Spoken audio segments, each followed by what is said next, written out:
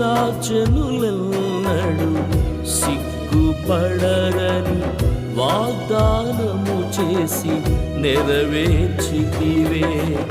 వాగ్దాన పూర్ణుడా నా యేసయ్యా, సతతము నిన్నే స్తుతింతునయ్యా.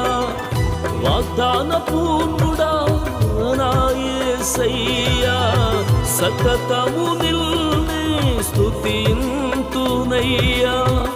నిత్యము నన్ను నడిపించుమయ్యా, నిత్యము నీ కృపతో నడిపించుమయ్యా.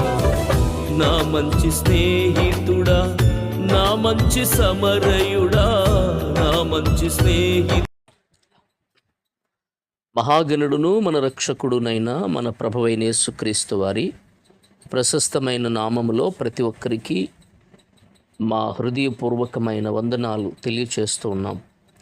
ఇమాన్యుయేల్ ప్రేయర్ హోమ్ మినిస్ట్రీస్ ద్వారా ప్రతి దినము దేవుని వాక్యాన్ని ధ్యానించడానికి దేవుడు అనుగ్రహించిన కృపాక్షేమాన్ని బట్టి ఆయనకి మాత్రమే మహిమ, ఘనత, ప్రభావాలు చెల్లునుగాక.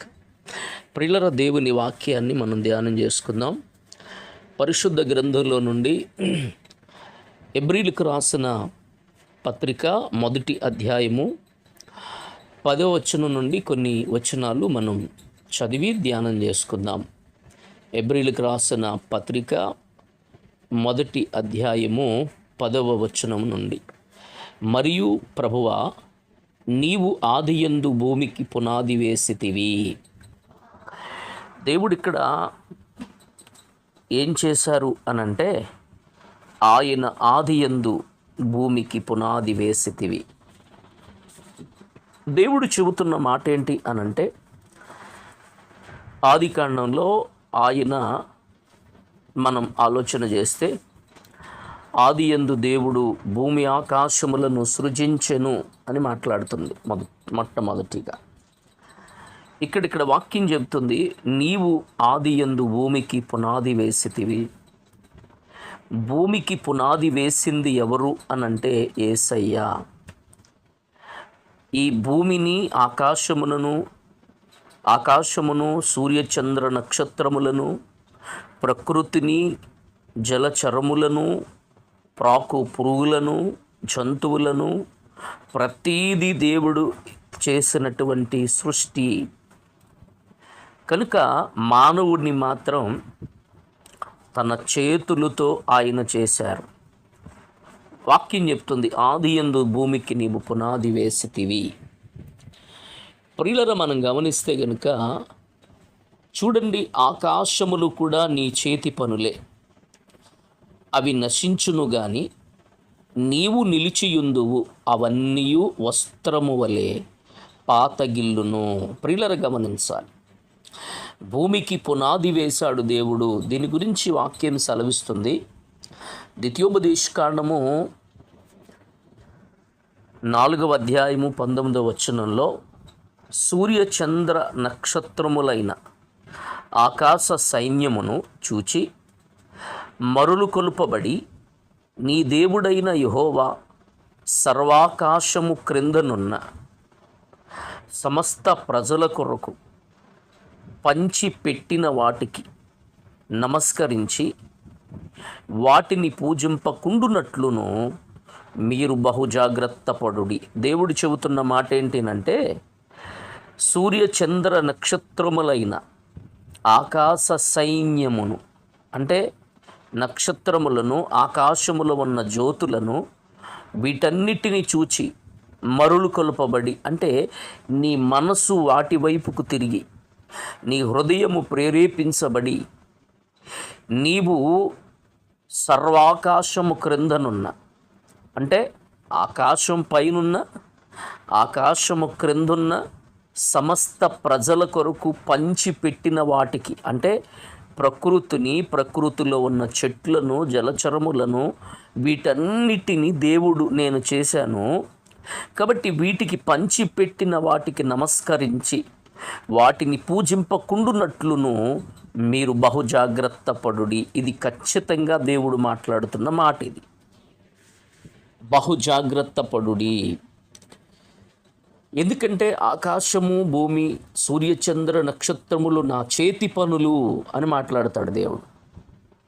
కాబట్టి మీరు నమస్కారం చేయకూడదు, నన్ను తప్ప, నాకు తప్ప ఎవరికి నమస్కారము చేయకూడదు అని ఖచ్చితంగా దేవుడు అన్నాడు. కీర్తన గ్రంథము 8వ కీర్తన 3-4 చరణాలు చదివితే, నీ చేతి పని అయిన నీ ఆకాశములను నీవు కలుగు చేసిన చంద్ర నక్షత్రములను నేను చూడగా, నీవు మనుషుని జ్ఞాపకము చేసుకున్నటకు వాడు ఏపాటివాడు, నీవు నరపుత్రుని దర్శించుటకు వాడు ఏపాటివాడు. ప్రియులను గమనించాలి. ఇక్కడ భక్తుడు ఏమంటాడంటే, నీ చేతి పని అయిన నీ ఆకాశములను నీవు కలుగు చేసిన చంద్ర నక్షత్రములను, అంటే సూర్య చంద్ర నక్షత్రములను నేను చూచినప్పుడు, నీవు మనుషుని జ్ఞాపకం చేసుకోవడానికి వాడే పాటువాడు, అసలు నువ్వు నరపుత్రుని దర్శించడానికి వాడే పాటువాడు. అవును, నీ చేతి పని అయినటువంటి ఆకాశము, భూమి నీవు చేసావు, మానవుణ్ణి చేసావు. అయితే వీటన్నిటిని చేసిన నీవు ఒక మనుష్యుని దర్శిస్తున్నావు. ఇది అసలు వాడు ఏ పాటు వాడయ్యా అని మాట్లాడుతున్నాడు. అదే కీర్తన 19:1 అంటాడు, ఆకాశములు దేవుని మహిమను వివరించుచున్నవి, అంతరిక్షము ఆయన చేతి పనిని ప్రచురపరుచుచున్నది. పిల్లలు గమనించాలి. ఆకాశము దేవుని మహిమను వివరిస్తుంది, అంతరిక్షము ఆయన చేతి పనిని ప్రచురపరుస్తుంది. కానీ మానవుడు మాత్రం దేవుడు చేసినటువంటి, దేవుడు నిన్ను సృష్టించినటువంటి సృష్టికర్తను మరిచి దేవుడు చేసినటువంటి సృష్టిని ఈ రోజున అనేక మంది పూజ చేస్తున్నారు. అందుకే ఆకాశములు దేవుని మహిమను వివరిస్తున్నాయి, దేవుని అంతరిక్షమైన చేతి పనిని ప్రచురపరుస్తుంది. ప్రియులారా, ఇవన్నీ ప్రకృతి దేవుని మాట వంటి, ప్రకృతి దేవుడు చెప్పింది చేస్తుంది. కానీ నువ్వు మాత్రం చేయడం లేదు, మానవుడు మాత్రం చేయడం లేదు. అందుకే ఆకాశములు కూడా నీ చేతి పనులే. 11వ వచనం, అవి నశించును గాని నీవు నిలిచియుందువు, అవన్నీ వస్త్రములాగా పాతగిల్లును. ఆకాశము నీ చేతి పనులే, కానీ అవి నశిస్తాయి ఒకరోజు, అవి నిలిచి ఉండవు, అవన్నీ వస్త్రములాగా చుట్టబడతాయి. దేవుడు మాట్లాడుతున్నాడు. ఇంకా మనం గమనిస్తే కనుక చూడండి, కీర్తన 10:16లో, యెహోవా నిరంతరము రాజయ్య ఉన్నాడు, ఆయన దేశములో నుండి అన్యజనులను నశించి పారిపోయేరి. అంటే దేవునిని ఎరగనటువంటి వారు, దేవునిని తెలియనటువంటి వారి జీవితాల్లో వారు నాశనానికి వెళ్ళిపోతున్నారు. 29:10లో కీర్తన, యెహోవా ప్రళయ జలముల మీద ఆసీనుడాయను, యెహోవా నిత్యము రాజుగా ఆసీనుడయ్యాడు. కాబట్టి ఆయన నిత్యము కూడా మనతో ఉన్న దేవుడు, నిత్యము కూడా ఆయన నిన్ను విడిచిపెట్టని దేవుడు. కాబట్టి ప్రభువుని ఎరిగిన నీవు ఆకాశములు, జలచరములు ఇవన్నీ దేవుని సృష్టి దేవుణ్ణి స్తుతిస్తుంది. పక్షులు దేవుణ్ణి స్తుతిస్తున్నాయి, జలచరములు దేవుణ్ణి స్తుతిస్తున్నాయి, మహిమపరుస్తున్నాయి. కానీ మానవుడు మాత్రం దేవునిని విడిచిపెట్టి దేవునికి దూరం అయిపోయి దేవుని మాట వినకుండా లోకములో లోకానుసారంగా బ్రతికేస్తున్నాడు. దేవుడు అంటాడు, నీ జీవితం విలువైనది, నీ జీవితం దేవునికి ప్రియమైనది. ప్రియమైనటువంటి ఈ జీవితాన్ని, విలువైనటువంటి నీ జీవితాన్ని క్రీస్తుకు సమర్పణ కలిగిన వ్యక్తిగా నువ్వు ఉండాలని, నిలవాలని, జీవించాలని దేవుడు కోరుకుంటూ ఉన్నాడు. ప్రియులరా, కాబట్టి ఎంతకాలం ఇంకా లోకంలో, ఎంతకాలం ఇంకా పాపములో, ఎంతకాలం ఈ లోక సంబంధమైన జీవితాన్ని జీవిస్తావు? కాబట్టి ఈ భూమికి పునాది వేశాడు దేవుడు, వాటన్నిటినీ సృజించాడు దేవుడు. కాబట్టి నీవు దేవునిని మరిచి లోకానుసారమైన జీవితాన్ని జీవించొద్దు. కాబట్టి ఇంకను దేవుని ప్రేమ నీ పట్ల చూపుతున్నాడు ఆయన. కాబట్టి దేవుని కొరకు జీవించుదాం.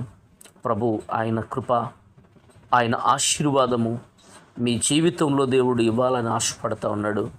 కాబట్టి ఈ శ్రేష్టమైనటువంటి సమయంలో ప్రార్థన చేసుకుందాం, ప్రార్థన చేద్దాం. మహాపరిశుద్ధుడైన తండ్రి, ప్రేమగల దేవ, వందనాలు. విన్న వాక్యాన్ని బట్టి బిడ్డల జీవితాలలో నీ కృపనివ్వండి.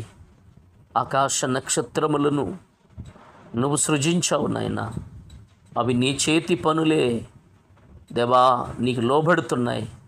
కానీ మానవుడు లోబడడం లేదు. లోబడే మనస్సును, లోబడే స్థితిని బిడ్డలకు దయచేయమని ప్రార్థన చేస్తున్నాం. మహిమా ఘనత ప్రభావాలు మీరే పొందుకొనండి తండ్రి. నీకు లోబడే జీవితము ఆశీర్వాదముతో నింపమని, బలపరచమని, ఘనత మహిమా ప్రభావాలు మీకే చెల్లిస్తూ యేసు నామములో అడుగుచున్నాం తండ్రి. ఆమేన్, ఆమేన్.